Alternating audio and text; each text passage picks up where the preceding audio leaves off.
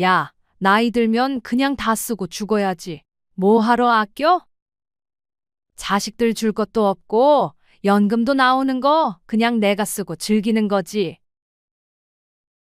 이 말 어디서 많이 들어보셨죠? 아니, 어쩌면 지금 이 영상을 보고 계신 당신도 마음속으로 한두 번쯤은 이런 생각을 해보셨을 겁니다. 맞습니다.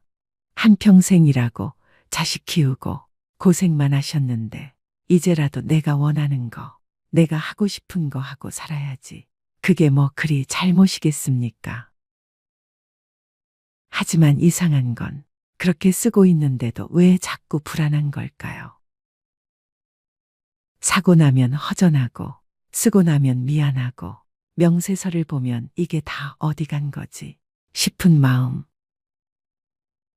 사실 나이 들어서는 많이 쓰는 것보다 제대로 쓰는 것이 더 중요합니다. 이제는 감정이 아니라 기준으로, 습관이 아니라 의식으로 똑바르고 현명한 소비를 배워야 할 때입니다. 그렇지 않으면 당신의 통장은 남들보다 빠르게 마르고 당신의 노후는 스스로도 감당하기 어려워질 수 있습니다. 서울 마포구에 사는 75세 유혹자 어르신의 말입니다. 과거 교직 생활을 하며 성실하게 살아오신 분이지만 지금은 매달 연금에만 의지해 생활하고 있습니다. 그런데 이상하죠. 돈이 줄어든 건 당연한 일인데 소비는 오히려 늘어난 기분이 든다고 하십니다. 명세서엔 늘 작고 익숙한 소비들이 가득합니다. 이게 뭐 대단한 돈도 아니고 그냥 평소처럼 산 것뿐인데. 그렇습니다. 가장 무서운 건 습관처럼 나가는 지출입니다. 그게 쌓이면 어느새 삶을 무겁게 누르는 짐이 됩니다. 오늘은 그런 소비의 그림자, 우리 70대 어르신들이 특히 조심해야 할 9가지 지출에 대해 하나씩 아주 조용히 살펴보려 합니다. 첫 번째, 마음은 부자라는 말의 함정. 자존심 소비. 오랜 친구들 모임. 누구는 제주도에 다녀왔다 하고 누구는 선주 유학을 보냈다 자랑합니다. 그 자리에서 아무 말 없이 앉아있기가 어색해 괜히 이렇게 말하게 됩니다. 우리 손자도 이번에 태블릿 사줬지 뭐. 그 말 한마디가 당신의 통장에서 50만 원을 가져갑니다. 누구도 강요하지 않았지만 스스로의 체면을 지키기 위해 내는 소비. 이게 가장 무섭습니다. 70대 이후의 자존감은 내가 뭘 가지고 있느냐보다 내가 어떤 마음으로 살아가느냐에서 나와야 합니다. 두 번째, 할인에 혹해서 감정 소비. 1+1 이래서 산 거야. 안 살 수가 없었어. 이런 말씀 많이 들어보셨죠? 마트, 홈쇼핑, 유튜브 광고까지 70대의 소비는 이젠 정보보다 감정을 먼저 자극합니다. 특히 혼자 계시는 분일수록 사는 재미가 삶의 위안이 되곤 하죠. 하지만 문제는 그 위안이 며칠 후엔 후회가 된다는 겁니다. 할인은 기회가 아니라 유혹입니다. 진짜 필요한 것이었는지를 스스로 묻기 전까진 아무리 싸게 사도 손해일 수 있습니다. 세 번째, 집에 가만히 있는 게 뭐하냐? 시간 채우기 소비. 정년 이후 하루가 길게만 느껴지는 날들이 있습니다. 그럴 때 집 근처 백화점이나 카페, 마트에 간단히 나갔다가 지갑은 텅 비고 손엔 쓸모없는 물건들만 들려있죠. 문제는 물건이 아니라 허전함입니다. 시간을 채우기 위해 물건을 사는 순간 삶의 중심이 소유로 바뀌어 버립니다. 산책, 봉사, 독서, 취미, 텃밭, 이 모든 건 지갑을 열지 않아도 삶을 채울 수 있는 시간입니다. 네 번째, 손주가 좋아하니까. 무의식적 과잉 지출. 이제는 손주가 웃으면 세상이 환해지는 나이입니다. 그러니 뭐든 해주고 싶은 게 당연하죠. 하지만 뭐든 해주는 순간 아이들은 점점 더 무언가를 기대하게 됩니다. 용돈 5만 원이 10만 원이 되고 간식이 장난감이 되고 할머니 집은 놀이터가 아닌 물질의 창고가 됩니다. 진짜 사랑은 밥 한 끼, 대화 한 시간, 무릎 베고 자는 따뜻한 오후 한때입니다. 돈이 아니라 마음이 남는 사랑을 해주세요. 다섯 번째, 몸에 좋은 거라니까. 맹신적 건강 소비. 이거 먹고 혈압 떨어졌대. 저기서 파는 거 무릎에 기적이래. 요즘은 동네 약국보다 유튜브가 더 무섭습니다. 검증되지 않은 건강식품, 택배로 날아오는 온갖 보조제들. 실제로 병원에선 말합니다. 기초검사와 운동, 식단이 먼저입니다. 하지만 우리는 뭔가 하나로 해결되길 바랍니다. 건강은 사기 전에 지키는 것이어야 합니다. 약보다 중요한 건 식사 시간 지키기, 수면, 걷기, 웃음입니다. 여섯 번째, 경조사는 빼면 안 되지. 습관성 인맥 소비. 김 여사님 아들 결혼했대. 우리 그 친구 딸 돌잔치 간다는데 봉투는 챙겼지. 이렇게 시작된 경조사비 지출은 한 달에 많게는 4에서 5건까지 이어지기도 합니다. 내가 안 내면 제가 또 뭐라 할 텐데. 예전엔 그 집에서도 내 행사 왔었잖아. 한번 솔직히 생각해 보세요. 그 사람 마지막으로 연락 온 게 언제였나요? 당신이 아플 땐 전화 한 통이라도 걸어온 적 있나요? 경조사비는 의리로 보이지만 사실은 묘한 강박입니다. 나이 들수록 인연을 거르지 않으면 관계 유지를 위한 지출이 끝도 없이 이어집니다. 진짜 소중한 사람은 돈이 아니라 마음으로 남는 사람입니다. 봉투가 아니라 안부가 오가는 관계만 남겨도 그게 진짜 노년의 자산입니다. 일곱 번째, 차 없으면 불편해. 필요 없는 유지 소비. 내가 아직은 운전 잘해. 차는 있어야지. 병원도 가야 하고 시장도 봐야 하고. 맞습니다. 차가 있으면 편리합니다. 하지만 문제는 그 편리함이 지금도 필요한가입니다. 차를 잘 안 쓰는데도 매달 보험료, 세금, 정비비에 연료비까지 지출이 이어지고 있다면 이건 이동수단이 아니라 감정적 소유입니다. 부산 해운대에 사는 73세 정영식 어르신은 1년에 4번 병원 갈 때만 차를 탑니다. 나머지 날은 주차장에 세워만 둡니다. 그런데도 매년 150만 원 넘는 고정비가 들어갑니다. 정 어르신은 말합니다. 차 없으면 내가 뭐라도 하나 사라지는 기분이야. 그 마음도 이해되지만 진짜 자유는 없어도 불안하지 않은 것에서 시작됩니다. 당신을 올가매는 건 차가 아니라 소유의 불안입니다. 여덟 번째, 이 정도는 나한테 투자하는 거지. 외모 미용 소비. 요즘 70대 어르신들 정말 멋지십니다. 헤어, 네일, 피부관리, 패션, 어느 정도는 자신을 꾸미는 게 삶의 활력이 되기도 합니다. 그런데 문제는 그게 점점 남 눈을 의식한 소비로 변할 때입니다. 저번에 누구 모임 갔더니 내가 제일 못 꾸민 것 같아서 사진 찍힐 일도 있는데 이 정도는 해야지.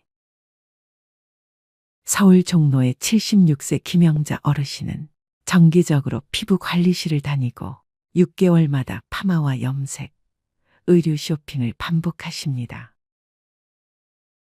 본인도 말합니다. 사실 뭐 달라지는 것도 없는데 그냥 계속 가게 되더라고요. 외모를 가꾸는 건 나쁜 게 아닙니다. 하지만 있는 그대로의 나를 부끄럽게 여기기 시작하면 그 순간부터 소비는 강박이 됩니다.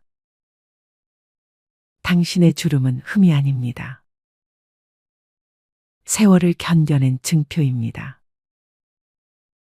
진짜 멋은 있는 그대로를 당당하게 드러낼 때 피어납니다. 9번째, 혼자 사는 게 더 비싸. 과잉 식비 소비. 어차피 밥은 먹어야 하니까. 혼자 해먹기 귀찮아서 그냥 사 먹지 뭐. 요즘 시니어들 사이에 가장 조용히 새고 있는 지출. 바로 식비입니다. 혼밥 시대. 식당, 배달앱, 밀키트, 간편식. 편하긴 하지만 한 끼 한 끼 쌓이면 7, 80만 원은 금방입니다. 부산 동래구에 사는 박용남 어르신은 혼자 지내는 5일 중 4일은 배달식으로 해결합니다. 요리도 귀찮고 설거지도 싫으니 편하긴 하죠. 하지만 그 편함의 대가는 소화불량, 위염, 냉동식품 의존, 그리고 늘 빠듯한 생활비입니다. 식사는 당신의 몸과 마음을 만드는 기본입니다. 밥 한 끼 정성 들여 지어 먹는 건 돈보다 훨씬 가치 있는 노년의 자기 돌봄입니다. 이제 조용히 스스로에게 물어보세요. 나는 지금 나를 위해 잘 쓰고 있는가? 이 소비는 진짜 나를 건강하게 만들고 편안하게 해주고 있는가? 나이 든 지금 중요한 건 더 많이 갖는 삶이 아닙니다. 가진 만큼 잘 누리고 쓰는 만큼 나를 돌보는 것, 그게 진짜 현명한 노년의 소비입니다. 소유가 줄어든다고 해서 행복까지 줄어드는 건 아닙니다. 오히려 너무 많이 채우려 할수록 마음은 더 어지러워집니다. 어느 노 철학자는 이런 말을 남겼습니다. 진짜 가난은 가진 게 없는 게 아니라 갖지 않으면 불안한 마음에서 시작된다. 당신의 통장 잔고보다 더 중요한 건 당신의 내면 잔고입니다. 지금 당신에게 필요한 건 절제가 아니라 나를 아끼는 선택, 나를 위한 쓰임입니다. 불안해서 사는 것 말고, 건강해서 먹는 것, 고독해서 쓰는 것 말고 따뜻해서 쓰는 소비. 그게 바로 당신을 지키는 힘입니다. 이제는 남에게 보여주기 위한 소비가 아니라 내 삶을 더 나답게 만드는 소비를 해보세요. 더 이상 아끼기만 하지 마세요. 다만 나를 아프게 하지 않는 방식으로 내 몸과 내 마음을 지켜주는 방향으로 현명하게 쓰는 연습을 시작해 보세요. 당신의 지갑을 지키는 건 결국 숫자가 아니라 삶을 존중하는 당신의 태도입니다. 그 태도가 곧 지금부터 남은 시간을 평온하게 만들어줄 겁니다. 80대 선배들이 퇴직하고 나서 이걸 하길 참 잘했다. 시간을 되돌려도 이것만은 꼭 하겠다. 고 추천하는 건 무엇일까요? 먼저 첫 번째, 건강관리. 죽기 전 10년은 앓다가 간다. 평생 의료비의 절반은 70세 이후에 쓴다. 나이가 들면 돋보기, 보청기, 틀니, 지팡이, 약봉지가 일상이 됩니다. 아프면 서럽다지만 더 큰 문제는 질병으로 인해 파생되는 삶의 질 저하입니다. 새해 1월에는 늘 건강을 외칩니다. 가장 귀담아 들어야 할 사람들은 바로 50에서 60대들입니다. 건강을 잃으면 모든 것을 잃는다는 말을 실감하는 나이이죠. 암 등 중병이라도 걸리면 돈도 많이 들어갑니다. 타인의 도움이 필요해지는 상황이 닥치면 더 실감합니다. 특히 간병비는 건강보험이 적용되지 않아서 사비로 충당해야 하는데 최근 인건비 상승으로 월 3, 400만 원이 드는 경우가 태반입니다. 얼마나 오래 아플지, 간병비는 언제까지 나갈지, 이런 모든 일정이 불확실하다는 것도 문제입니다. 병을 늦게 발견해 건강보험이 안 되는 신약까지 사용하면 노후 설계가 송두리째 흔들립니다. 겨우 장만한 집 한 채를 팔 정도가 아니더라도 예금은 거의 다 날아갈 수 있습니다. 우리보다 앞서 고령화된 일본에서도 병원 신세를 지는 노인들이 의료와 요양의 노후 자금을 쏟아부으면서 간병 파산 위험에 직면했습니다. 노후에 돈을 아끼는, 아니 버는 방법은 부부가 모두 건강한 것입니다. 운에 내 몸을 맡기지 말고 스스로 노력해야 병원비, 약값을 아낄 수 있습니다. 해마다 돌아오는 국가검진을 꼬박꼬박 받아야 합니다. 40대 이상은 2년마다 위내시경, 50대 이상은 매년 대변검사에 이어 대장내시경을 받을 수 있습니다. 귀찮다고, 내시경이 무섭다고 검진을 건너뛰면 후회할 수 있습니다. 최근 위암, 대장암이 줄고 있는 것은 국가암 검진의 영향도 큽니다. 조기 발견은 물론 암 예방에도 도움이 됩니다.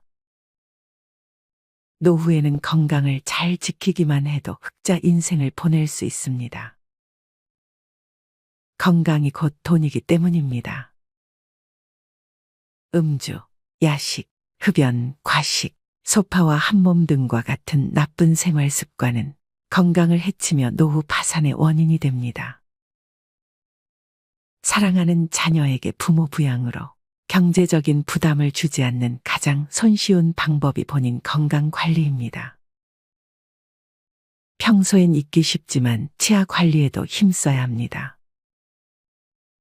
김현정 서울대 치대 교수는 구강 건강이 나빠지면 노쇠 위험이 높아진다는 연구가 나와 있을 정도로 구강 건강은 노년기 삶의 질을 좌우한다면서 치아와 잇몸이 부실한 고령자는 영양 섭취를 제대로 하지 못해 기력이 금방 쇠하는데 이렇게 되면 근력 저하와 반복적인 낙상, 만성질환 악화 등의 위험이 커진다고 말했습니다. 치아가 부실하면 먹는 즐거움이 사라지고 식욕 저하로 만성적 영양 불량 상태에 빠지기 쉽습니다. 그리고 담배를 끊어야 합니다. 흡연은 고혈압, 당뇨병, 뇌경색, 심근경색, 신장병으로 가는 주범입니다. 여기서 담배의 유해성을 새삼 들먹이고 싶지 않습니다. 수많은 발암 물질이 가득한 매캐한 연기를 흡입하니 나이 들면 몸이 고장 날 수밖에 없습니다. 최근 7, 80대 할머니 폐암 환자가 많은 것은 과거 안방에서도 자유롭게 담배를 피웠던 문화의 영향도 큽니다. 필터를 거치지 않은 담배 연기 속에 발암 물질이 더 많습니다. 이기적인 아버지 탓에 아이들도 병이 들었을 것입니다. 자식들이 부모 간병비까지 부담하면 등골이 휩니다. 치매도 본인이 노력하면 막을 수 있는 혈관성 치매가 30%가 넘습니다. 뇌졸중 후유증이 혈관성 치매입니다.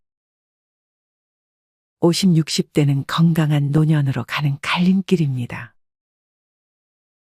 자녀를 위해서라도 내 건강을 살펴야 합니다. 수억 원이나 되는 폐암 신약을 사기 위해 살고 있던 집까지 팔았다는 얘기에 한숨이 절로 나옵니다. 노후 대책으로 가장 중요한 것은 부부의 건강을 지키는 것입니다. 두 번째, 퇴직금으로 인생 역전의 베팅. 일은 넘으면 힘 빠져서 돈 쓸 일도 별로 없을 텐데요. 노후 준비를 소홀히 하는 사람들의 변명은 이런 식입니다. 하지만 노년기에는 노부모 간병, 자녀 지원, 배우자 병환, 주택 수리 등 오히려 예상치 못했던 목돈 지출이 발생하기 쉽습니다. 이런 돌발 상황에 대비하려면 통장이 필요합니다. 잔고가 바닥나면 일하면 되잖아라고 생각할 수 있지만 건강이 나빠져서 예전처럼 돈을 벌지 못할 가능성이 높습니다. 젊었을 때 모아둘 거리라고 후회하지 않으려면 저축하는 습관을 몸에 익혀야 합니다. 지금 벌고 있는 소득은 20, 30년 후에 소득이 없을 내 자신과 배우자가 쓸 소중한 씨앗입니다. 나중에 퇴직금을 받을 테니까 저축은 필요 없다는 생각도 위험합니다. 퇴직금을 일시금으로 받아서 주식이나 부동산 등에 투자하겠다는 유혹도 생길 수 있지만 성급히 결정하면 나중에 후회하기 쉽습니다. 나이 들어서 투자에 실패하면 젊을 때처럼 패자부활전이 어렵습니다. 힘들게 번 퇴직금은 놀리지 마세요라고 접근하는 사람은 100% 사기꾼이라고 생각하세요. 퇴직금은 일시금이 아니라 연금 형태로 받아야 절세 효과도 있어 유리합니다. 노년기에 투자를 하고 싶다면 미국 등 글로벌 우량지수에 연동되는 대표 금융상품에 한정하고 여행 취미 등에 쓰는 돈도 예산 내에서 쓰는 게 좋습니다. 마지막으로 황혼의 나이에 무조건적인 자녀 지원은 독이 될 수 있습니다. 경제적으로 자립하지 못했다고 해서 계속 퍼주면 내 노후가 먼저 무너집니다. 자식에게 한 푼도 안 주면 맞아 죽지만 다 주면 굶어 죽고 밥만 주면 무서워 죽는다는 말은 우스갯소리이지만 속에 뼈가 있다는 걸 잊지 마세요. 세 번째, 자식한테 손 안 벌릴 만큼은 모아둬라. 노후 생활비는 평생 동일한 금액이 필요한 것이 아니라 나이가 들수록 점점 감소하는 경향을 보입니다. 은퇴 직후엔 바깥 활동이 여전히 왕성하기 때문에 은퇴 이전과 비교해 생활비는 비슷하게 듭니다. 그러나 나이가 들수록 외부 활동은 뜸해지고 배우자 사망 등의 변수도 생겨가게 씀씀이는 점점 감소합니다. 80대엔 5, 60대에 쓰던 생활비의 절반만 있어도 충분하다는 은퇴 전문가도 있습니다. 베스트셀러 87세 비즈니스맨, 지금이 최고 전성기를 펴낸 88세 코리아 마시로 씨는 나이가 들수록 소비 욕구가 약해지기 때문에 큰 병에 걸리지 않는 한 그렇게 큰 돈이 필요하지 않다면서 퇴직하고 돈을 더 많이 벌겠다고 자꾸 욕심을 내면 오히려 삶의 균형이 깨져 불행해지기 쉽다고 말했습니다. 노후 자금은 얼마나 준비해야 할까? 설문조사에 참여한 80대 남녀들은 자식에게 손 벌리지 않을 정도의 저축은 해둬라 라고 했습니다. 이 밖에 연금만 갖고서 생활할 수 있게 미리 재무 설계에 힘쓰고 절약, 보험 가입, 대출 상환 등도 신경 쓰라고 조언했습니다. 70대 이하 후배들에게 권하고 싶은 투자 활동으로는 주식 투자가 최고로 뽑혔고 그 다음으로는 펀드, 연금, 일본 채권, 금투자, 해외 채권 등의 순이었습니다. 이렇게 80대들이 퇴직 후에 해서 참 좋았던 세 가지에 대해 알려드렸습니다. 그렇다면 부자들은 어떤 소비 습관을 가지고 있는지 지금 바로 알려드리겠습니다. 첫 번째로, 많이 버는 것보다 덜 쓰는 것이 중요합니다. 부자가 되기를 바라지만 그 방법을 알아봤을 때 부자들에게 해당하는 사람은 소수라는 사실을 알게 됩니다. 부자들은 덜 쓰는 방법을 통해 부자가 되는 경우가 더 많습니다. 돈을 버는 것보다 불필요한 지출을 줄이는 것이 더 중요하다고 말씀드립니다. 실제로 대부분의 부자들은 지출을 통제하는 절약 습관을 가지고 있답니다. 버는 돈보다 쓰는 돈이 적어야 부자가 될 수 있습니다. 잘 모아지지 않더라도 조금씩 돈이 쌓여 부자가 되고 있다는 사실을 명심하세요. 그래서 적은 돈부터 아끼는 습관을 기르는 것이 중요합니다. 두 번째로, 나가는 돈을 곱해서 생각하는 습관을 가져야 합니다. 많은 사람들은 물건을 샀거나 지출을 할 때 나가는 금액을 나눠서 생각하는 경향이 있습니다. 하지만 부자들은 나가는 돈을 곱해서 생각합니다. 예를 들어, 기타 요금이 한 달에 13,500원이라면 한 달치인 것을 생각하는 게 아니라 12개월 동안 계산하여 16만 2천 원인 것으로 생각하는 거죠. 이렇게 나가는 돈을 곱해서 생각하면 정확한 지출 기호를 확인할 수 있습니다. 쇼핑을 할 때도 필요한 물건만을 사게 되고 좀 더 정확한 지출을 할 수 있어요. 세 번째로, 미니멀 라이프를 실천하세요. 미니멀 라이프란 삶의 모든 것을 단순화시키는 것을 의미합니다. 적게 갖는 삶을 추구하는 것인데요.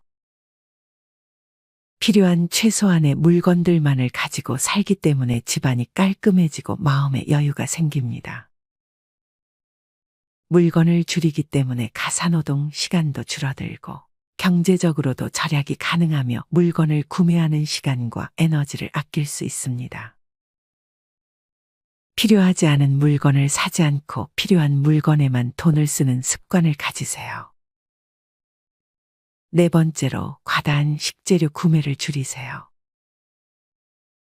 장보기의 편리함과 다양한 상품들이 진열되어 볼거리를 자랑하며 또한 파격적인 가격의 혜택을 받고자 대형마트를 주기적으로 방문하는 것이 이제는 당연한 시대입니다.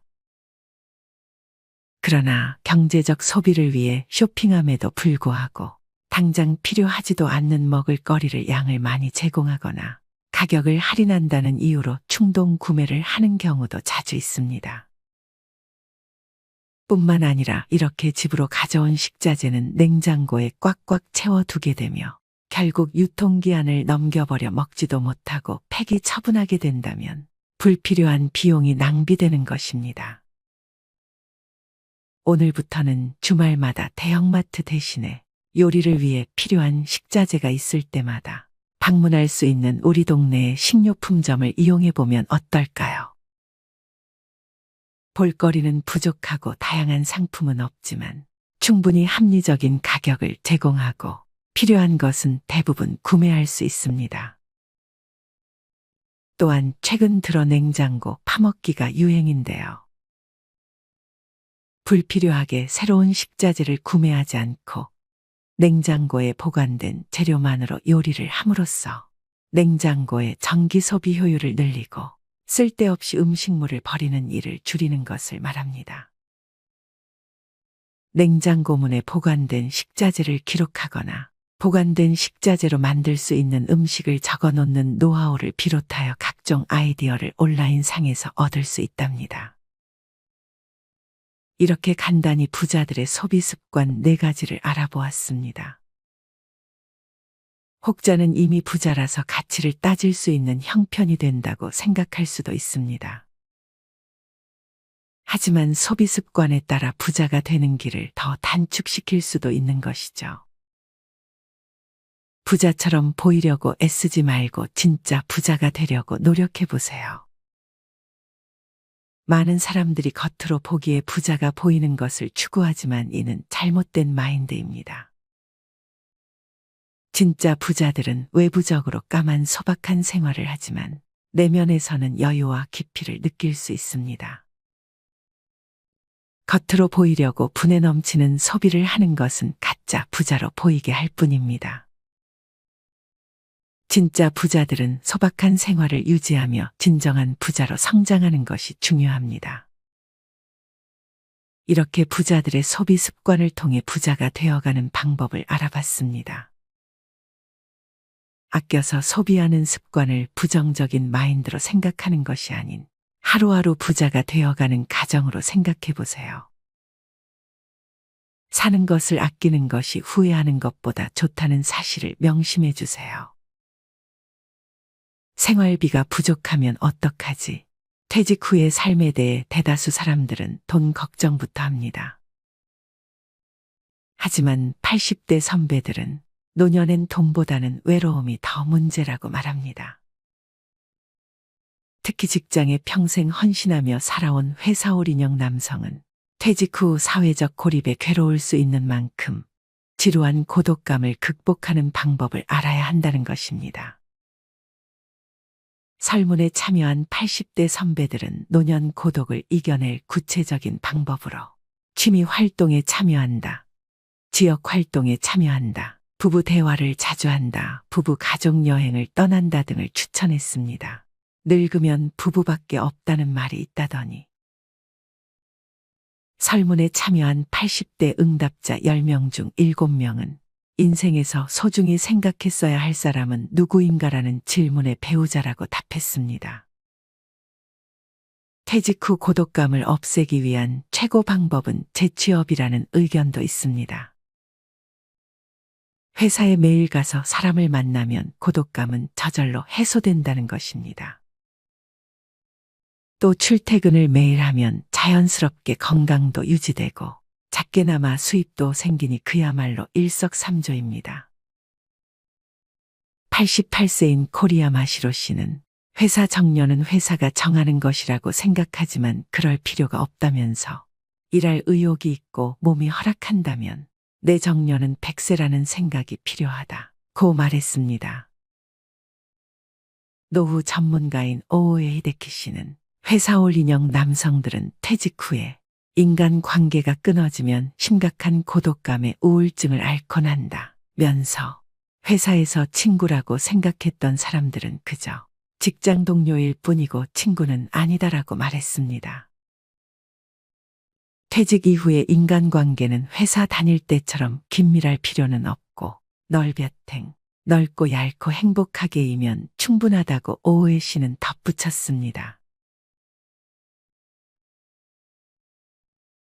영상을 통해 노후 설계에 대한 준비를 철저히 함으로써 아름다운 인생의 후반기를 누릴 수 있게 되기를 진심으로 희망합니다. 퇴직 후의 삶은 많은 사람들에게 새로운 도전이자 기회의 시간이 될 수 있습니다. 하지만 이 시기를 어떻게 보내느냐에 따라 그 결과는 천차만별입니다. 저는 오늘 퇴직 후의 삶을 어떻게 준비하고 보내야 할지에 대해 제가 아는 지인들의 사례를 바탕으로 구체적이고 현실적인 이야기를 해드리겠습니다. 먼저 퇴직 후의 삶에서 흔히 접하는 고민을 제가 알고 지내던 한 친구의 이야기를 먼저 들려드리고자 합니다. 이 친구는 50대 후반에 퇴직을 하면서 그동안 쌓아온 스트레스를 풀기 위해 골프에 푹 빠졌습니다. 그의 계획은 간단했습니다. 퇴직 후에 일주일에 최소 4번 이상 골프를 치면서 여유로운 시간을 보내겠다는 것이었습니다. 그는 젊은 시절 바쁘게 일하느라 즐기지 못했던 여가를 만끽하겠다며 골프용품을 새로 구입하고 매주 다른 골프장을 찾아다니며 시간을 보내기 시작했습니다. 처음 몇 달 동안은 그가 얼마나 즐거워했는지 모릅니다. 그와 함께 골프를 치던 친구들도 많았고 날씨가 좋으면 하루 종일 필드에서 시간을 보내며 골프에 집중했습니다. 그때마다 그는 골프가 얼마나 재미있는지 앞으로도 쭉 이렇게 살고 싶다고 말했습니다. 그런데 시간이 지나면서 그의 표정이 조금씩 달라지기 시작했습니다. 골프장에서 만나던 친구들 중 일부는 건강상의 이유로 점차 골프를 치지 않게 되었고 또 다른 친구들은 다른 관심사를 찾기 시작했습니다. 결국 혼자서 라운드를 돌며 홀로 골프를 치는 날이 늘어갔습니다. 그러던 어느 날 그가 저에게 털어놓았습니다. 골프만으로는 삶이 채워지지 않는 것 같아. 처음에는 좋았는데 이제는 뭔가 허전해. 그는 골프장에서 보내는 시간이 늘수록 그 허전함도 커져가고 있다는 것을 깨닫게 된 것입니다.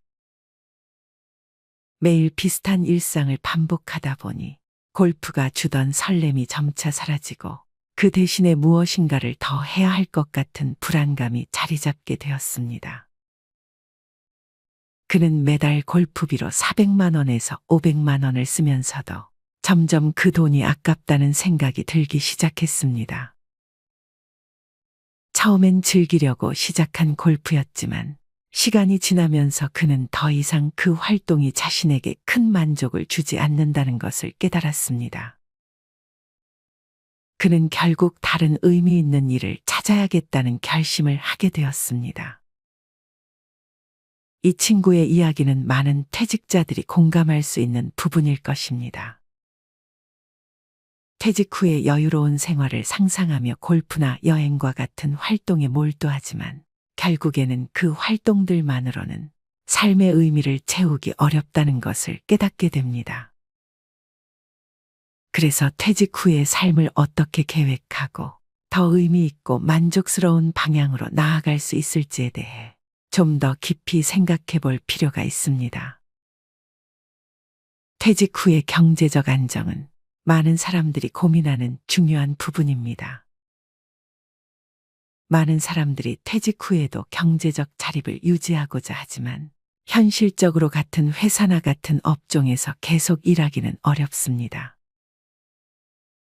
계약직이나 단기적인 일을 통해 수입을 이어갈 수는 있지만 이는 장기적으로 안정성을 보장해주지 못합니다. 그래서 저는 새로운 기술을 배우는 것이 좋은 대안이 될 수 있다고 생각합니다.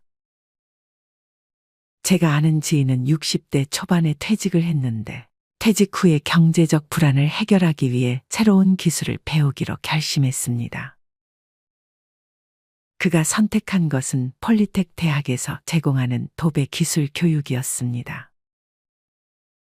처음에는 내가 이 나이에 기술을 배운다고 하며 주저했지만 막상 시작해보니 배우는 재미가 있더라는 겁니다. 6개월간의 교육을 마친 후 그는 도배 업체에서 보조로 일하기 시작했습니다. 물론 처음에는 서툴렀지만 현장에서 경험을 쌓으면서 점차 기술이 늘었고 1년 후에는 자신의 작은 도배 사업을 시작하게 되었습니다. 지금은 안정적인 수익을 올리며 경제적 자립을 유지하고 있습니다. 그는 이제는 내가 잘하는 일이 있어서 자신감도 생기고 매달 벌어들이는 수입도 있으니 마음이 훨씬 편해졌어라고 말합니다. 이처럼 새로운 기술을 배우고 그 기술을 바탕으로 일을 이어가는 것은 퇴직 후 경제적 안정뿐만 아니라 삶의 새로운 의미를 찾는 데도 큰 도움이 됩니다. 나이가 들면서도 지속할 수 있는 일은 또 다른 중요한 요소입니다. 제가 알고 지내는 분 중에는 70대 후반이 되었음에도 배관 작업을 하며 여전히 활발하게 일하고 계신 분이 있습니다. 그는 젊었을 때 배관 기술을 배웠고 퇴직 후에도 꾸준히 일을 이어갔습니다. 그는 말하길 몸이 좀 힘들긴 하지만 그래도 내가 할 수 있는 일이 있다는 게 얼마나 큰 복인지 몰라. 이 일을 하면서 경제적으로도 자립하고 건강도 유지할 수 있어서 좋아.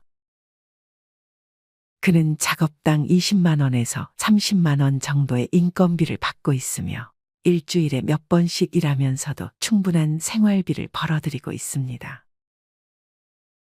이처럼 기술을 가지고 있는 사람은 나이가 들어서도 꾸준히 수익을 창출할 수 있습니다. 특히 배관 작업이나 하수구 정비와 같은 기술은 수요가 꾸준히 존재하기 때문에 나이에 상관없이 오랫동안 일을 이어갈 수 있습니다. 퇴직 후에 중요한 것은 단순한 여가 활동뿐만 아니라 더 의미 있는 삶을 추구하는 것입니다. 제가 알고 지내는 또 다른 지인은 퇴직 후 골프와 여행에만 몰두하지 않고 지역 사회에서 의미 있는 활동을 찾기로 결심했습니다. 그는 지역 사회에서 노인 돌봄 봉사활동에 참여하게 되었는데 처음에는 단순히 시간을 보내기 위해 시작한 일이었지만 점점 그 안에서 큰 보람을 느끼게 되었습니다. 이 지인은 노인들과 시간을 보내면서 그들의 이야기를 듣고 도움을 주는 과정에서 내가 사회에 기여하고 있다는 느낌을 받았어. 이렇게 누군가에게 도움을 줄 수 있다는 것이 얼마나 큰 행복인지 몰라라고 말합니다. 그는 이 봉사활동을 통해 새로운 친구들을 만나고 그들과 함께 커뮤니티를 형성하며 삶의 활력을 되찾았습니다.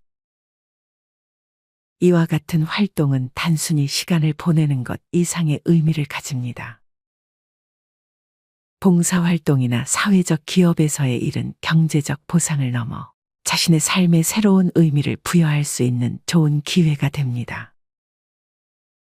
새로운 사람들과의 만남을 통해 커뮤니티를 형성하고 그 안에서 삶의 만족도를 높이는 데 큰 도움이 됩니다. 퇴직 후의 삶에서는 정신적 여유를 가지는 것도 매우 중요합니다. 퇴직 후 많은 사람들이 정치나 권력, 돈에 집착하게 되지만 이는 오히려 스트레스와 불안감을 증대시킬 수 있습니다. 제가 알고 지내는 한 분은 퇴직 후 정치 뉴스에 지나치게 몰두하면서 가족과 갈등을 겪은 적이 있습니다. 그는 하루 종일 정치 뉴스만 보며 특정 정치적 견해를 강하게 주장했는데 이로 인해 가족들과의 대화가 점점 격해지고 불편한 상황이 계속되었습니다. 결국 가족들은 그와의 대화를 피하게 되었고 그는 점차 고립감을 느끼게 되었습니다. 왜 다들 내 말을 들어주지 않지? 라며 답답해하던 그분은 결국 가족들과의 갈등으로 큰 스트레스를 받게 되었습니다. 이 경험을 통해 퇴직 후에는 정치나 사회적 이슈에 너무 몰입하기보다는 가족과 친구들과의 관계를 더 소중히 여겨야 한다는 것을 깨달았습니다. 퇴직 후의 삶은 새로운 시작을 의미합니다. 많은 분들이 퇴직을 앞두고 두려움과 불안을 느끼지만 이 시기는 오히려 인생에서 가장 값진 경험을 쌓을 수 있는 기회가 될 수 있습니다. 퇴직이 단순히 일의 끝을 의미하는 것이 아니라 새로운 삶의 여정을 시작하는 출발점이라는 것을 기억해야 합니다. 퇴직은 한편으로는 인생의 전환점이기도 합니다. 오랜 시간 동안 일해왔던 직장을 떠나게 되면 자연스럽게 앞으로의 삶에 대한 고민이 생기기 마련입니다. 하지만 이 시기를 두려워할 필요는 없습니다. 오히려 퇴직 후의 삶은 이제까지의 경험과 지혜를 바탕으로 새로운 도전을 시작할 수 있는 시간입니다. 지금까지 쌓아온 경력과 지식을 바탕으로 그동안 바쁘게 살아오면서 미처 해보지 못했던 일들을 시도해 볼 수 있는 기회로 삼아야 합니다. 퇴직 후에는 그동안의 업무에서 벗어나 자신이 정말로 하고 싶었던 일들을 시작할 수 있는 자유가 주어집니다. 그동안 가족과의 시간, 자신의 건강, 취미 활동 등 여러 가지 이유로 미뤄왔던 일들을 할 수 있는 여유가 생깁니다. 이제는 더 이상 일에 얽매이지 않고 진정으로 자신을 위한 시간을 가질 수 있습니다. 퇴직은 인생의 끝이 아닙니다. 오히려 새로운 시작을 알리는 신호입니다. 그동안 쌓아온 경험과 지혜를 바탕으로 이제는 자신을 위한 시간을 가질 수 있으며 새로운 도전을 시작할 수 있는 기회가 주어집니다. 퇴직 후의 삶은 더 이상 일에 얽매이지 않고 자신이 진정으로 원하는 삶을 살 수 있는 시기입니다. 이 시기를 잘 활용한다면 인생의 또 다른 황금기를 맞이할 수 있을 것입니다. 그리고 무엇보다 중요한 것은 퇴직 후에도 자신의 삶에 대한 자부심을 잃지 않는 것입니다. 나이가 들었다고 해서 할 수 있는 일이 없다고 생각하지 말고 오히려 더 많은 가능성이 열려 있다고 생각하세요. 인생의 새로운 장을 여는 이 순간을 기회로 삼아 더 멋진 삶을 만들어 나갈 수 있습니다. 퇴직 후의 삶은 스스로의 선택에 달려 있습니다. 어떤 길을 선택하느냐에 따라 그 삶의 모습이 달라질 것입니다. 자신의 경험과 능력을 믿고 새로운 도전과 기회를 두려워하지 않는다면 퇴직 후의 삶은 그 어떤 때보다도 빛나는 시간이 될 수 있습니다. 지금이 바로 인생에서 가장 자유롭고도 의미 있는 시간을 만들어 나갈 수 있는 때입니다. 이제는 자신을 위한 그리고 함께하는 사람들을 위한 멋진 삶을 만들어 가시길 바랍니다.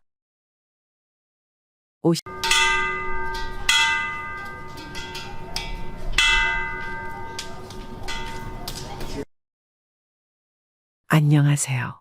저는 60대 후반 할머니입니다. 제가 이렇게 사연을 이야기하게 된 이유는 며느리와 아들놈 때문입니다. 저희 부부는 결혼 후 아이가 생기지 않아서 몇 년 만에 어렵게 아들을 낳았습니다. 아이가 생기지 않다가 몇 년 만에 생긴 아들이라 정말 귀하게 키웠습니다. 금이야 오기야 땅에 내려놓으면 다칠까 그렇게 애지중지하며 키웠던 아들이었습니다. 지금 생각해보면 자식을 그렇게 키운 저희 부부 잘못이 크다고 생각합니다. 어쨌든 그렇게 아들을 키워서 2년 전에 결혼을 시켰습니다. 저희 남편은 공무원으로 은퇴하여 현재 연금이 나오고 있어서 둘이서 사는 데는 큰 불편함이 없이 살고 있고 아들이 결혼을 한다고 하니 반갑기도 했습니다. 빨리 손주를 보고 싶은 마음도 컸고요. 그렇게 결혼 전 며느리감이라고 집으로 데리고 왔는데 얼굴이 뽀얗고 몸이 많이 말랐더라고요. 저는 사실 제가 건강이 좋지 않아 아이 낳고도 많이 아팠었고 고생을 많이 해서 조금은 건강한 아이였으면 했지만 아들이 좋다고 하니 저희도 흔쾌히 허락을 했습니다. 며느리는 말이 별로 없을 뿐 아니라 굉장히 예민했습니다. 저희 집에 오면 음식을 차려줘도 음식에 거의 손을 대지 않고 입맛이 없다고만 했습니다. 하지만 남편과 저는 이해를 하려고 노력했습니다. 사실 기분이 썩 좋지는 않았지만 요즘이 무슨 조선시대도 아니고 먹는데 불편하면 편한 대로 하라고 하니까 음식에 손을 대지도 않았습니다. 그렇게 결혼해서 잘 사는 듯 보였어요. 저희도 특별한 집안 행사 때가 아니면 아이들에게 딱히 연락을 하지 않는 성격이어서 잘 살고 있구나 싶었습니다. 그러던 어느 날 임신을 했다고 전화가 왔습니다. 정말 기쁜 마음으로 축하를 했습니다. 고맙고 흐뭇했습니다. 적적하던 차에 임신 소식을 들으니 그렇게 반가울 수가 없었습니다. 그렇게 아이를 낳았고 찾아가서 산후조리에 보태라고 용돈을 제법 두둑하게 주고는 우리는 바로 나왔습니다. 손주는 정말 예뻤는데 며느리의 눈치가 보였거든요. 워낙 예민한 며느리라 신경이 쓰일까 싶어 바로 나오는데 아들 녀석이 따라 나오더니 아이 낳은 지 며칠 되지도 않았는데 저희에게 아이를 돌봐줄 수 있는지 물었습니다. 그래서 저희가 그랬습니다. 아니 아이 낳은 지 얼마 되지도 않았는데 뭐가 그렇게 급하냐고 그랬더니 아들 녀석이 며느리가 직장에서 지금까지 쌓은 것을 한꺼번에 잃어버릴까봐 걱정이 많다고 했습니다. 아이를 너무 빨리 낳은 것 같다고 며느리는 집에서 애나 키우면서 전업주부로는 못 산다고 매일 밤 운다고 합니다. 친정 부모님은 두 분 다 일을 하셔서 아이를 봐주실 수 없으니 엄마가 봐주면 안 되냐고 사정을 했습니다. 그래서 저희 부부는 생각해 보겠다고 하고 돌아왔습니다. 집에 와서 상의를 하는데 남편은 강하게 반대를 하더라고요.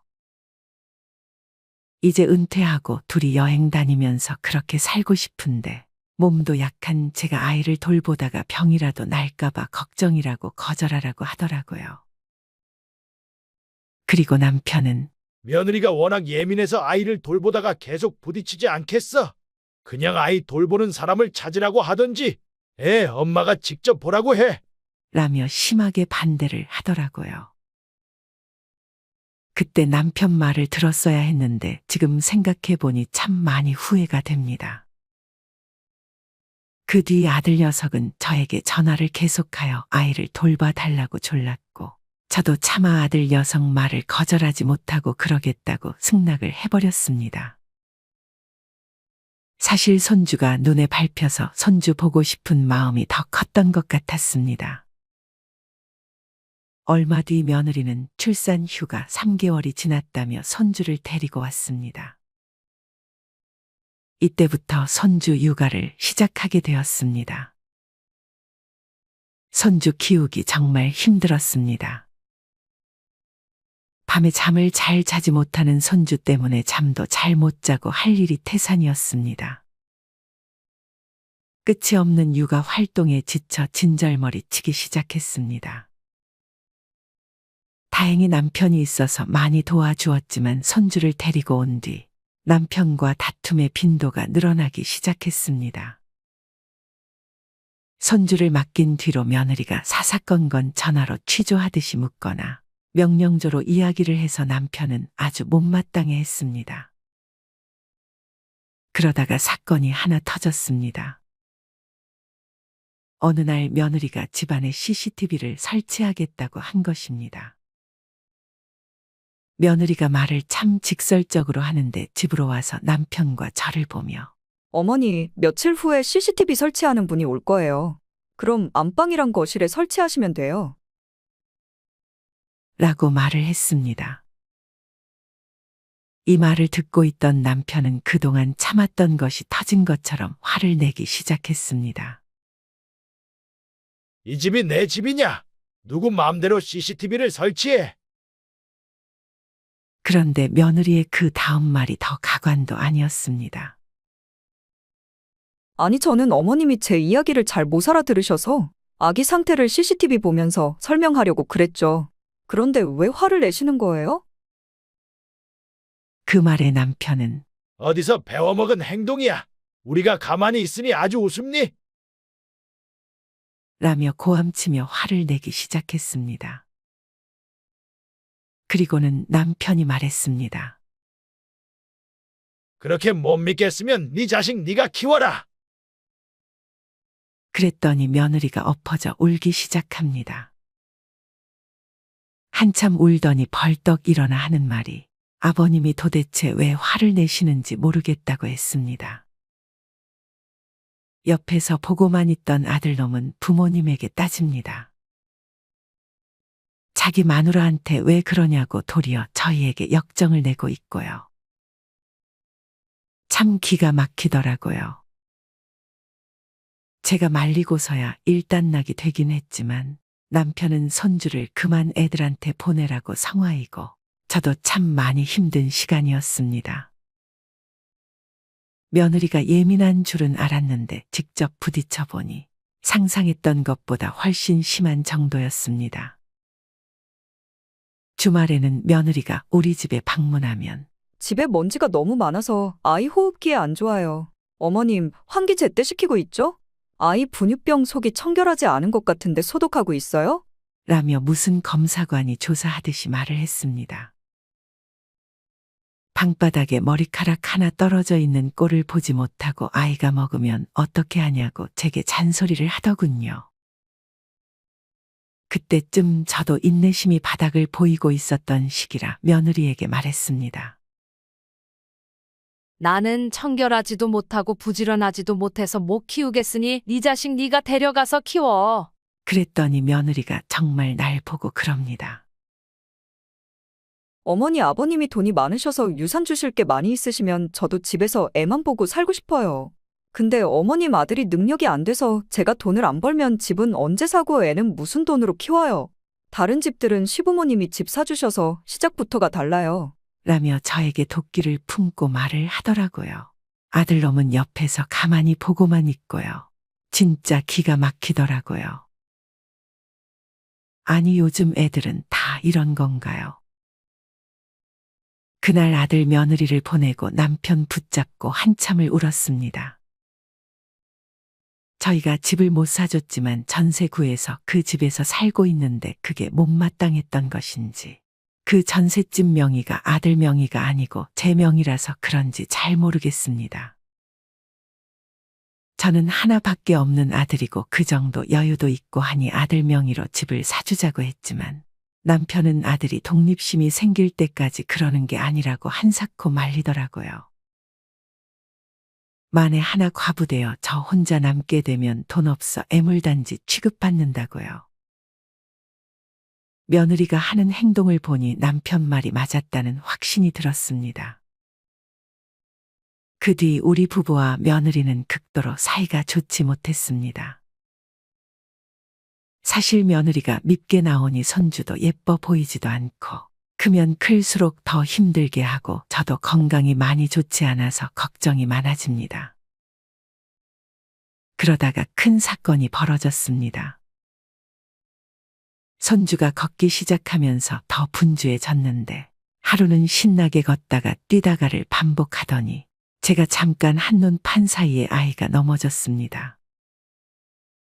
넘어지면서 바닥에 있던 장난감에 이마를 부딪혔는지 이마가 찢어지는 사고가 발생했습니다.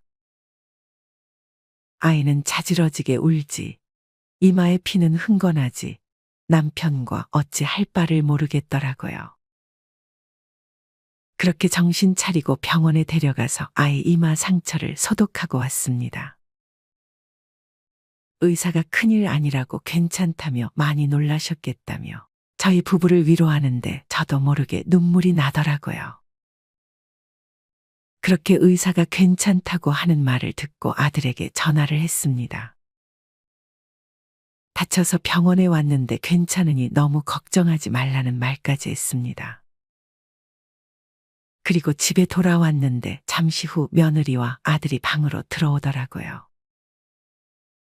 저희 부부의 얼굴은 보지도 않고 잠이 든 아이를 살피더니 며느리가 저에게 도대체 애를 어떻게 보신 거냐고 따지듯이 묻는데, 그 태도가 아나무인격이고 시퍼런 눈과 대하는 태도가 식모 취급하듯 하여 분이 격히 마주본 며느리에게 이게 어디서 배운 버리장머리냐고 야단치면서 머리를 밀쳤습니다. 그리고 나서 내가 잠깐 한눈 파는 사이 순식간에 애가 넘어진 것이고, 크는 아이는 넘어질 수도 있고 그러면서 크는 게 아이라고 하니까 번개 같은 속도로 며느리가 제 뺨을 내리치는 겁니다. 하도 기가 막혀 멍해졌습니다. 그리고 제게 말하더군요. 애 옆에서 한시도 떨어지지 말아야죠. 그게 애 보는 사람 기본 아닌가요? 라고요. 저는 그때까지도 너무 놀라서 멍해 있는데 옆에 있던 남편이 며느리의 뺨을 똑같이 내리쳤습니다. 살다 살다 너 같은 못된 년은 처음이다. 라면서요. 남편은 원래 욕이라고는 하지도 않는 사람입니다. 그런 남편이 욕을 하며 며느리와 아들에게 나가라고 어서 나가라고 했습니다. 앞으로 너희들 안 보고 살아도 되니까 당장 꺼져라고 소리쳤습니다. 그 와중에 아들놈은 우리 마누라 왜 때리냐고 남편에게 대들고, 막장도 이런 막장이 없었습니다. 창피하고 억울해서 말로 표현할 수 없습니다. 자식 잘못 키운 저희 잘못이죠.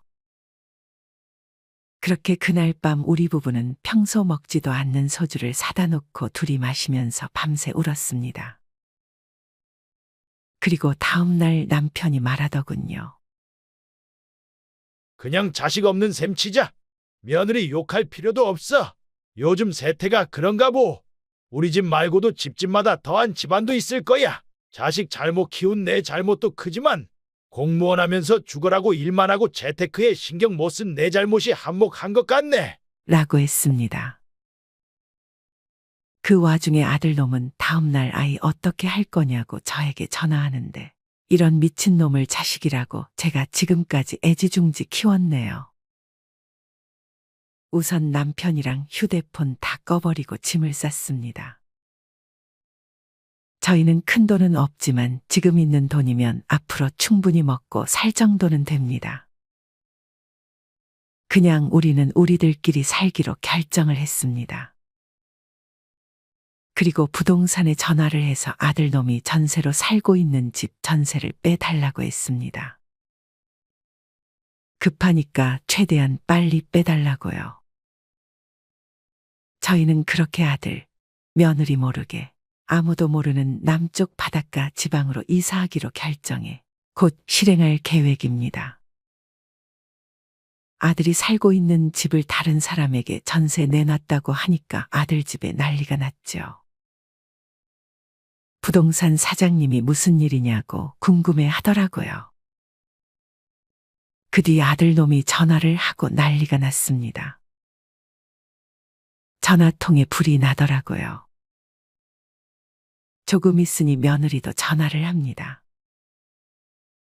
전화를 안 받으니 문자를 해서는 잘못했다.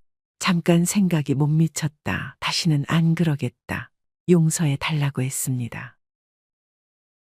대꾸를 안 하니까 그 다음날 어머니가 어떻게 이러실 수가 있느냐부터 이혼하겠다. 라고 협박도 했습니다. 조금 있으니 사돈까지 전화를 하고 아주 발등에 불이 떨어졌겠죠. 그렇게 저희는 휴대폰 꺼놓고 며칠 후에는 폰 번호까지 싹 바꿔버렸습니다. 그리고 지금은 작은 중고 캠핑카 하나 계약했습니다. 둘이서 여행 다니면서 조용히 살 거지만 마음은 편치 않습니다. 생각할수록 분하고 너무 슬픕니다. 그 뒤 자식놈과 며느리가 어떻게 되었는지는 소식을 모르고 있습니다.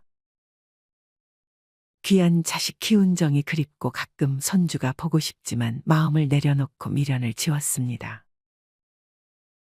며느리한테 뺨 맞은 엄마를 모르는 채 하는 아들을 생각하니 자식 교육 잘못시킨 내가 죄인이고 내 팔자가 원망스럽습니다. 어쩌겠습니까? 이왕 이렇게 된 거 다 잊고 살려고 합니다.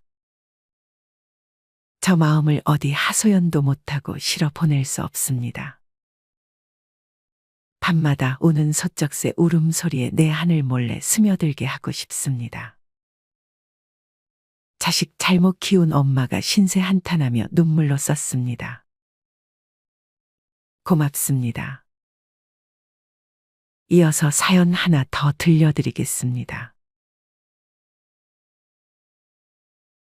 이제는 내 나이도 60 중반.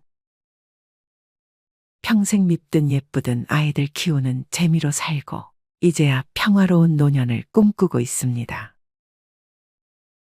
열심히 번 돈은 자식들 뒷바라지 하는데 모두 쏟아 부었고 대학까지 보낸 후에야 온전히 나만을 위한 노후 자금을 모으기 시작하였죠. 아이들의 교육을 위해 내내 도심에 살긴 했었지만 그동안의 삶에 많이도 지쳐 있었습니다. 청춘 다 갈아내며 모은 돈은 자식들에게 다 들어갔어도 한 번도 사회생활 쉰 적이 없었던 게 다행인 건지 짬짬이 모아 두었던 돈으로 고향 시골 마을에 조용한 집을 얻었죠. 처음에는 자식들이 이제 엄마 보고 싶으면 그 먼 곳까지 찾아가야 하네. 엄마 아프면 병원은 어떻게 가려고.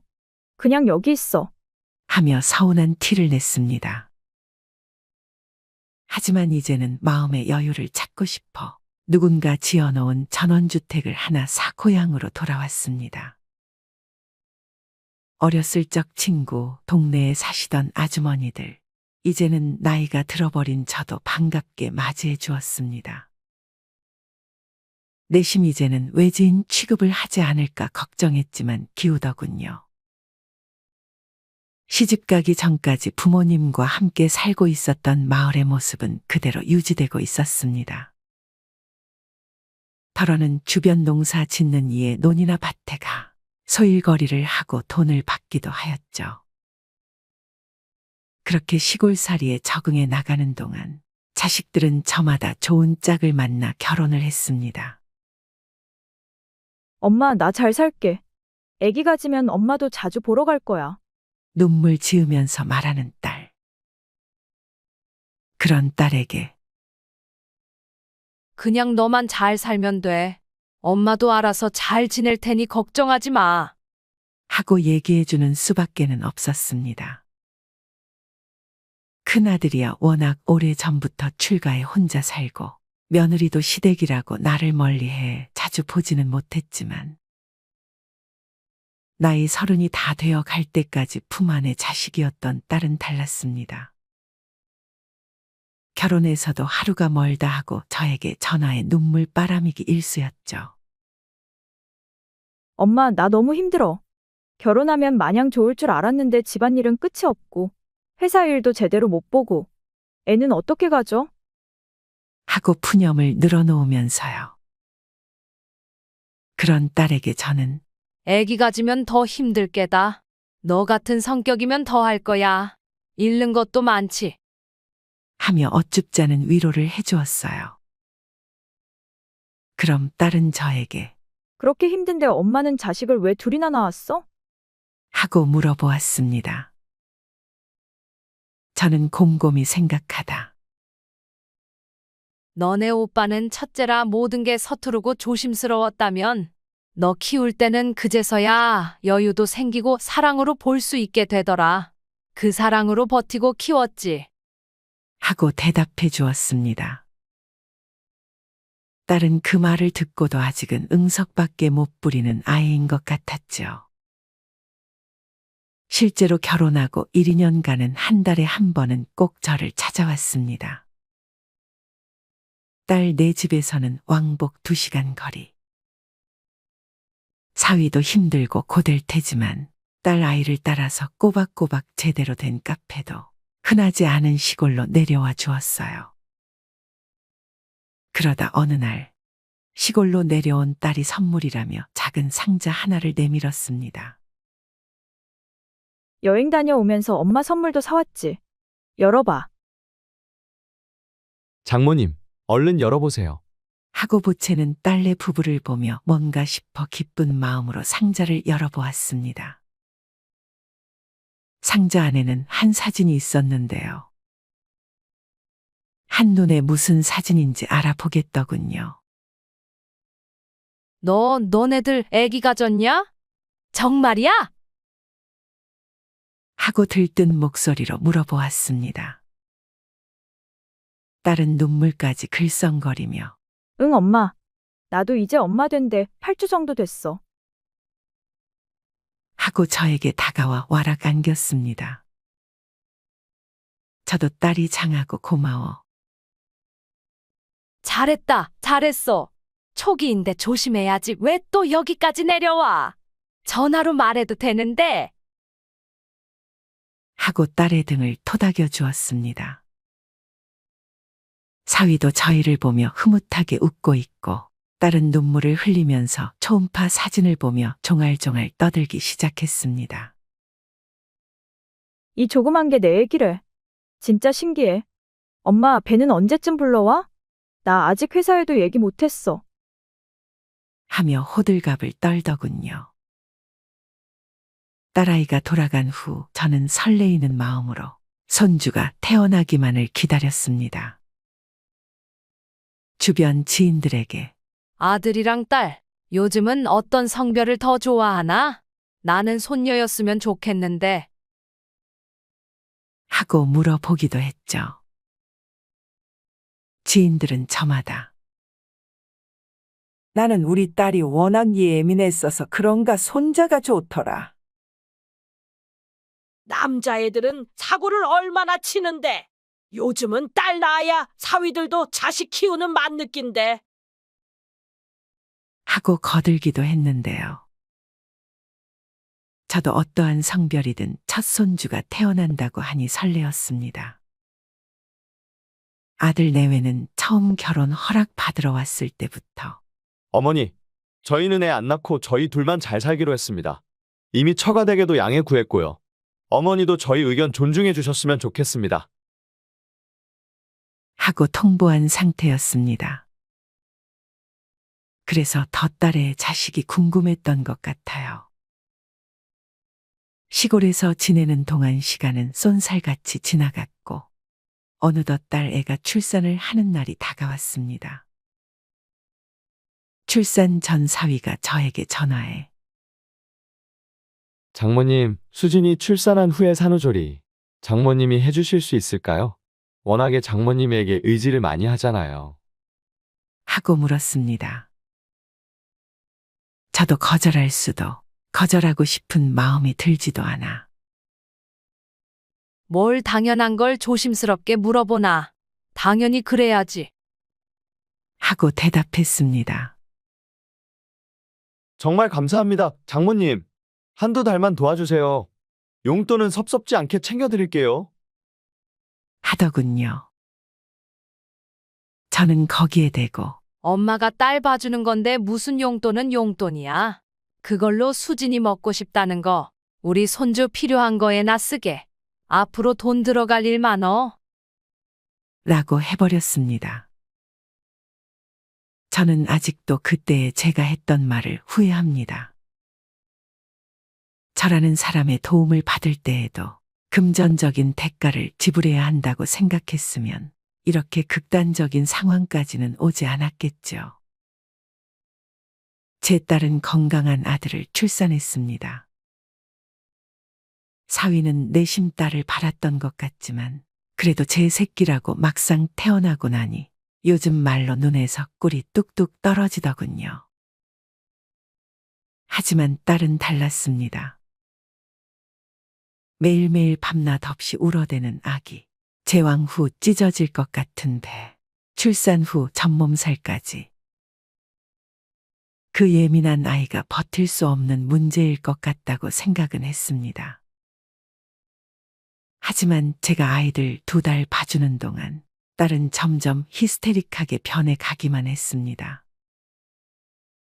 아이가 울면 성질을 내고 소리를 지르는가 하면 일부러 젖을 떼고 분유를 먹이려고 하기도 하였죠. 아직은 젖댈 때가 아니야. 네 전몸살도 좀 빼줘야 풀리는 거고. 수진아, 응? 하고 달래보았지만 딸은 그럼 나 회사 복귀는 어떻게 해?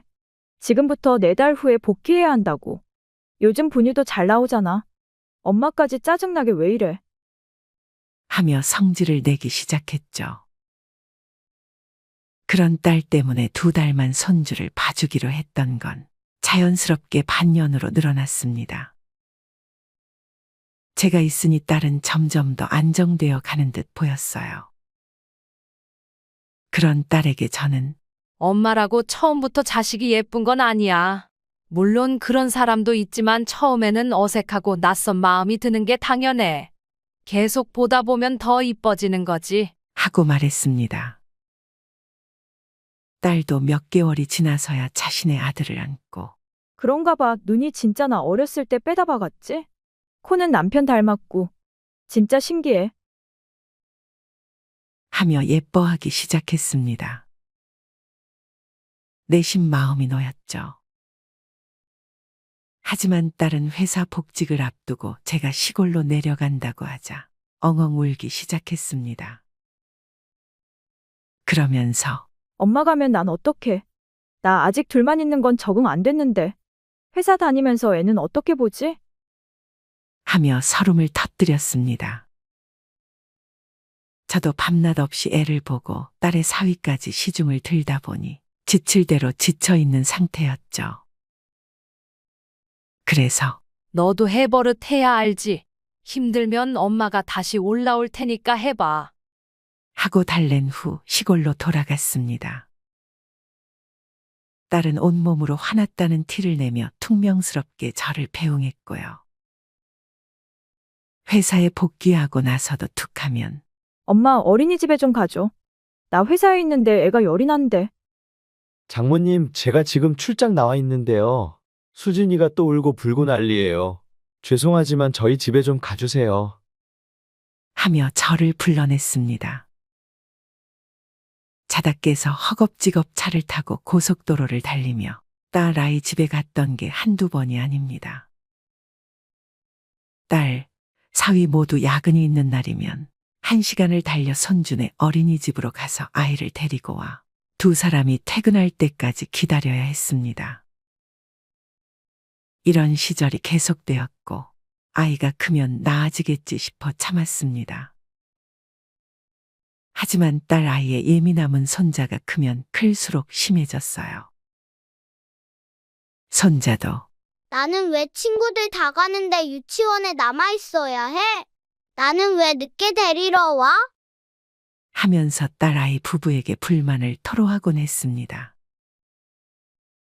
저도 두 사람 중 하나는 일을 포기하든 아이를 봐줄 만한 시터를 찾아야 한다.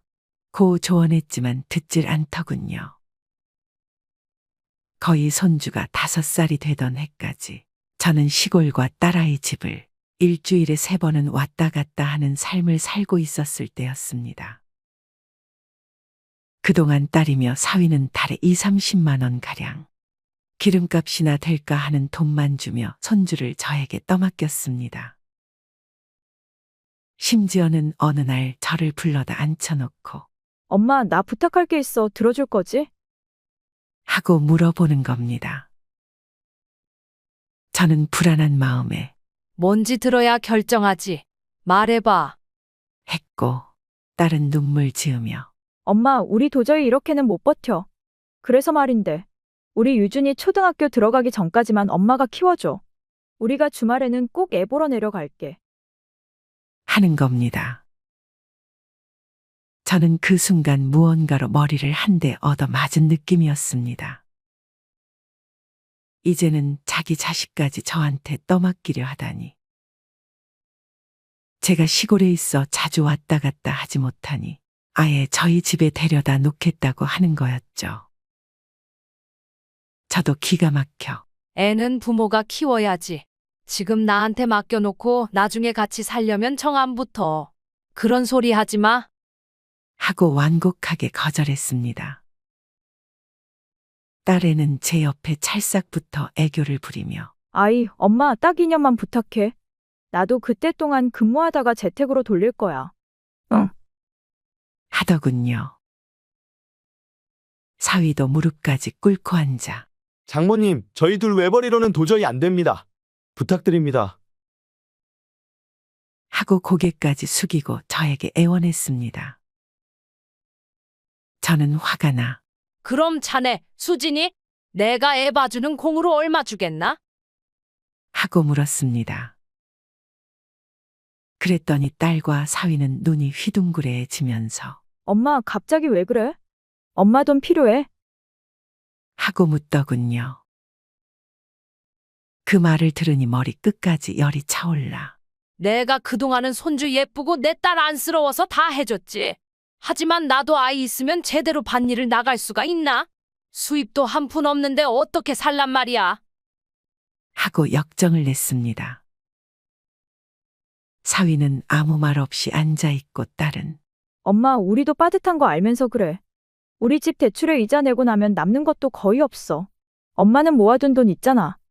나중에 노년에는 결국 우리가 엄마 돌봐드려야 하잖아. 하고 지금 당장 있지도 않은 일로 으스대더군요. 반 협박이었을까요? 갑자기 차오르는 슬픔과 회한으로 제 눈앞이 뿌옇게 흐려졌습니다. 눈물을 뚝뚝 흘리며 가만히 딸 아이 얼굴을 바라보는데 그때에도 딸은 엄마 왜 날 나쁜 사람으로 만들어? 왜 그래 진짜? 하고 끝까지 자신의 잘못을 인정하지 않았습니다. 저도 더 이상은 참을 수가 없어 딸의 뺨을 올려 붙였습니다. 딸은 어리벙벙한 표정으로 절 바라보았고 저는 그 자리에서 일어나 곧 바로 시골로 내려왔습니다. 그리고는 딸과 사위 전화번호를 차단해버렸습니다. 무어라 문자로 연락이 오는 걸 읽을 자신이 없어 휴대폰 번호도 바꿔버렸고요. 한동안은 시골 혼자 사는 어렸을 적 친구네 집에 가서 머물기도 하였습니다. 혹시나 사위와 딸이 찾아올까 싶어서요. 이렇게까지 하니 두 사람은 조용해지더군요. 저를 찾아오지도 휴대폰 번호를 알아내 연락하지도 않습니다. 도대체 딸 애에게 제 인생은 무엇이었는지. 한편으로는 가슴이 미어질 듯한 설움이 밀려오면서도 후련한 마음이 동시에 드는 건 제가 별난 어미라서일까요?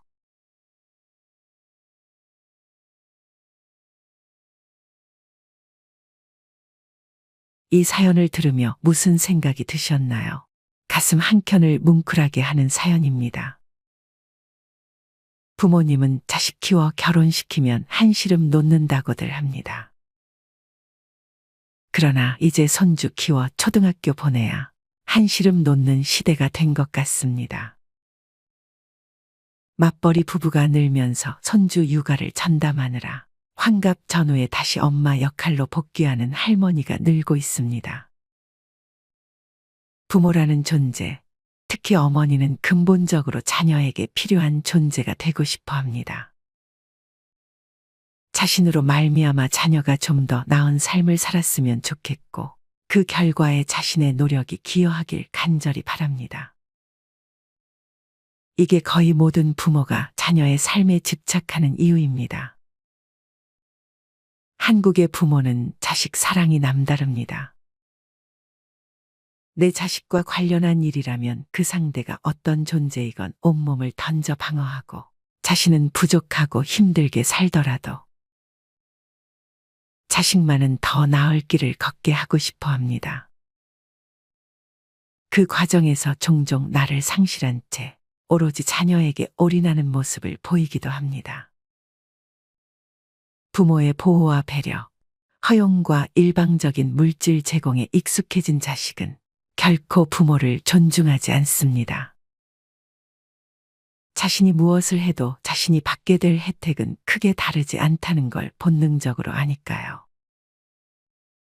따라서 자식은 적어도 성인이 되어 홀로 서기가 가능해진 이후부터는 철저하게 남처럼 독립적으로 대하는 게 좋습니다. 우리는 부모 자식이라는 특별한 환상을 지니고 있습니다. 마치 태어나면서부터 엮인 운명적인 관계인 것처럼 다른 사람은 몰라도 적어도 부모, 자식에게는 하지 말아야 하는 말이나 행동이 존재하는 것처럼 말이죠. 하지만 부모와 자식 간의 관계도 그저 수많은 인간관계 중 하나일 뿐입니다. 따라서 그 대응도 일반적인 인간관계에서의 내 판단과 결정을 그대로 적용하시면 됩니다.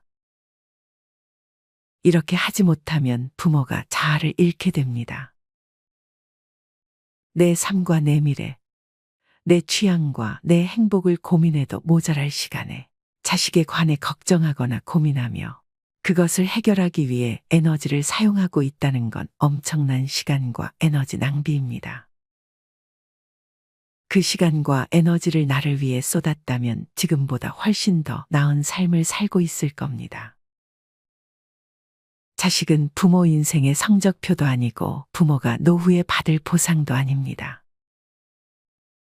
때론 기쁘고 벅찬, 때론 씁쓸하고 고달픈, 그러나 돌아보면 결국 내 인생의 매 순간을 추억으로 채워주는 고마운 존재라고 생각하세요. 자녀를 정확하게 남의 위치에 두었을 때 내가 어떻게 말하고 행동할지를 상상하고 실행하시면 쉽게 해결될 겁니다.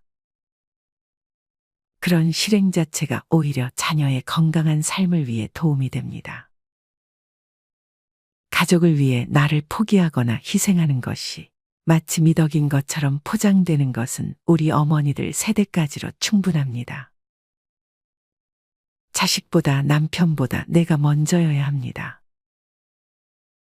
양보나 희생은 내 마음이 넉넉하고 풍족할 때 하시면 됩니다. 세상에서 가장 중요한 건 나이고 지금 나에게 가장 소중한 사람이 바로 내가 아끼고 관리해야 하는 대상입니다. 마지막으로 좋은 글 하나 소개해 드리겠습니다. 이 글을 들으면서 여러분들이 살아온 인생을 한번 돌아보시길 바랍니다. 이젠 나 스스로를 사랑해야 한다. 우리는 이 세상에 올 때 혼자였다. 갈 때도 동반자가 있을 리가 없다. 사람으로 사는 것은 필경 외로운 일일 것이다. 고독을 즐기다가 새로운 인생을 만난 사람도 있고 오랜 동행의 종지부를 찍은 사람도 있다. 내 삶의 가치는 결코 타인에 의해, 타인이 만들어 놓은 상황에 의해 매겨지는 것이 아니다. 내가 나를 어떻게 바라보느냐, 내가 내 삶을 어떻게 살아가느냐에 따라 달라질 것이다. 우리는 다른 이들과 함께 있을 때 맡겨진 대역을 충실하게 연기한다.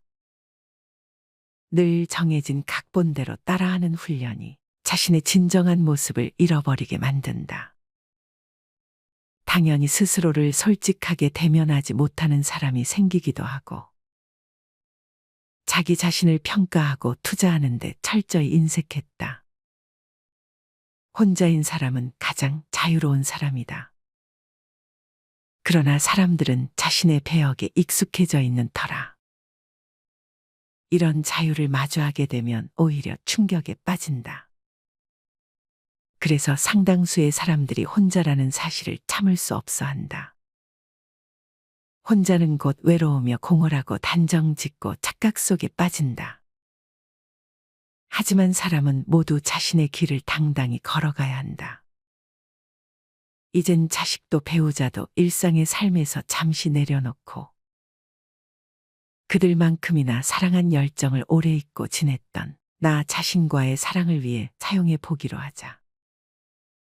이젠 나 스스로를 사랑해야 한다. 내가 나를 사랑해주지 않으면 누가 날 나만큼 사랑해줄까? 최근에 혼자만의 시간을 누려본 기억이 있는가? 혼자서 여행을 가본 적이 있는가? 스스로 고독한 여행자가 되어보자. 한밤중 덜컹거리며 달리는 기차에 앉아 창밖으로 스쳐 지나가는 불빛을 바라보자. 고독은 생각을 풍성하게 키우고 그 차원을 높여준다. 많은 생각이 부담스러운가? 생각이 많은 것은 좋은 일이다. 그것을 조용히 음미할 때 우리의 영혼은 성장한다. 열심히 가정을 지키면서 살아온 나 자신을 마음껏 칭찬하자. 열심히 일하면서 지나온 내 삶을 한껏 사랑하자. 정성껏 마음 주고 걸음 좋은 내 이웃들을 중심으로 사랑하며 칭찬하자. 이젠 이만하면 쉴 자격 충분하니 더 이상 달려가지 못하더라도 달래고 추스릴 시간을 주자. 수고했다. 애썼다. 육신이 너덜너덜해질 만큼 약해진 나 자신에게 위로와 칭찬과 용기를 보내주자. 욕심부리고 때를 쓰고 푼 나 자신조차 따스하게 보듬으며 이해해주자.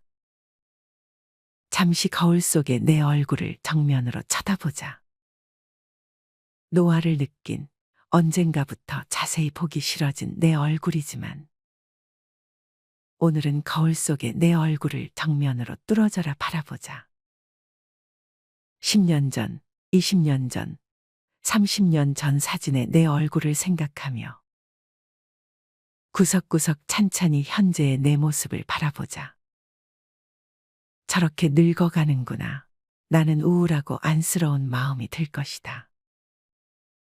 그 얼굴에는 굴곡의 세월과 기쁨, 서러움의 시간이 묻어 있고 사랑과 이별과 망각의 시간들이 묻어 있다. 내 얼굴이지만 수많은 세월 동안 진지한 대화 한 번 없이 남의 물건처럼 방치해둔 내 모습이다. 언제 이렇게 수많은 주름살이 얼굴을 도배했을까? 언제 이렇게 떨어진 꽃잎의 색깔처럼 피부는 갈색 침전이 되었을까? 한때는 거울 속에 저 얼굴에도 신혼의 싱그러움이 있었다. 애들 초등학교 입학식 때 희망에 찬 젊은 부모의 기계가 있었을 것이다.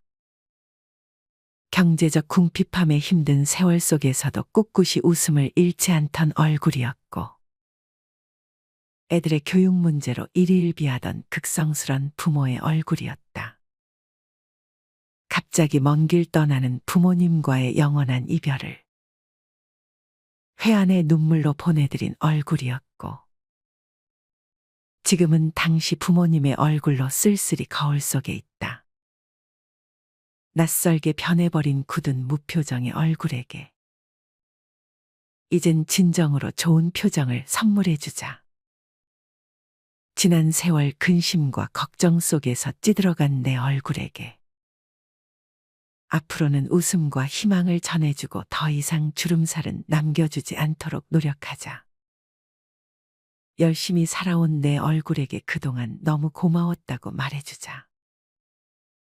수십 년을 동고동락해준 내 얼굴에게, 지구상에 오직 하나뿐인 내 얼굴에게 남은 시간은 우리들만을 위해 바치겠노라고 약속하자. 생각은 말이 되고 말은 행동이 되며, 행동은 습관이 되고 습관은 삶의 변화를 준다. 어떤 생각을 하느냐에 따라 인생이 달라진다.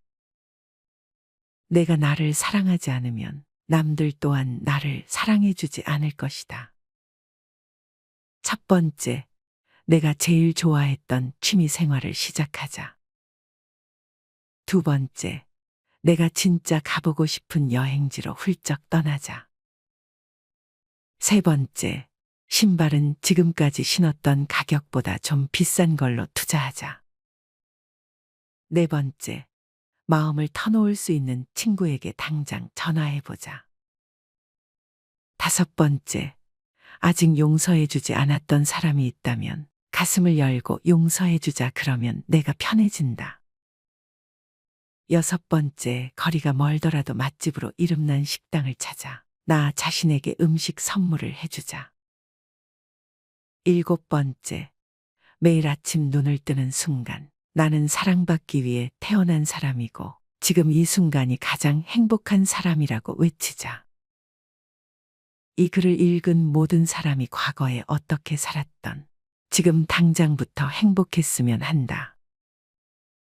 거울 속의 낯선 나를 이젠 진정 사랑하는 대상으로 친하게 지내며 먼 훗날 영원한 안식 여행을 떠날 때 너와 나 우리는 행복한 삶을 살았다고 말할 수 있었으면 얼마나 좋을까.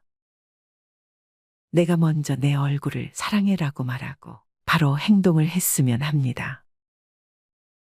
나를 없인 여기지 말고 위대하고 또 위대한 소중하고 귀한 사람이 당신임을 잊지 말고 살았으면 합니다. 나는 지구상 하나뿐인 내 얼굴을 사랑합니다. 왜냐하면 한평생 희노애락을 같이 경험하며 살아온 얼굴이니까요. 이제는 늦기 전에 인생을 즐겨라. 아주 오래 살 것처럼 행동하면 어리석다. 걷지도 못할 때까지 기다리다가 인생을 후회하지 말고 몸이 허락하는 한 가보고 싶은 곳 여행하라.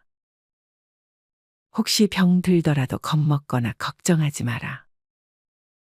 태어나서 늙고 병들고 죽는 것은 누구에게나 오는 것 아닌가. 몸은 의사에게 맡기고 목숨은 하늘에 맡기고 마음은 스스로 책임져야 한다. 자식들이나 손자에 관한 일은 눈으로 보고 귀로 듣기만 하고 입은 꼭 다무셔라. 자신이 자신을 최고로 여기고 자신을 대접하며 살다가 생로병사에 순응하며 살자. 머물듯 가는 것이 세월인 것을